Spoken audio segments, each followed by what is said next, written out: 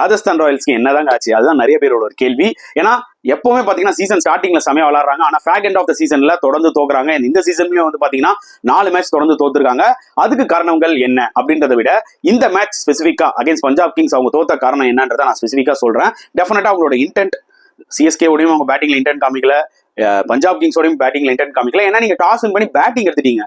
சஞ்சு சாம்சன் தான் ஓவர் டிபெண்டா இருக்காங்க. They are truly dependent upon Sanju Samson and Riyan Parag middle ஆர்டர்ல. டாப் ஆர்டர் ஃபெயிலியர் ஒரு மிகப்பெரிய கன்சர்ன். ஏன்னா இப்போ வந்து பாத்தீங்கன்னா ஜாஸ் பட்லர் இல்ல, அவரே 2 செஞ்சுரி அடிச்சாரு, அதுக்கப்புறம் பெருசா கன்சிஸ்டன்டா விளாடல. ஜெய்ஸ்வாலோட புவர் ஃபார்ம், ஒரு செஞ்சுரி ஒரு 50 தவிர பெருசா அவரும் அடிக்கவே இல்லை 10 மேட்சா. அது ஒரு மிகப்பெரிய கன்சர்னா வந்து நிக்குது.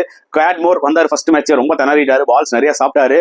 ஸோ இந்த மாதிரி நிறைய விஷயங்கள் இருக்குங்க. அதே மாதிரி பாத்தீங்கன்னா அவங்களோட ஃபாரின் பிளேயர்ஸ் லோவர் ஆர்டர்ல கேட்மேர் இன்ஜுரி ஆனது பாத்தீங்கன்னா மிகப்பெரிய ப்ளோ உங்களுக்கு. ஏன்னா ரோமன் பால் அந்த அளவுக்கு எதிர்பார்த்த அளவுக்கு பெர்ஃபார்ம் பண்ணல.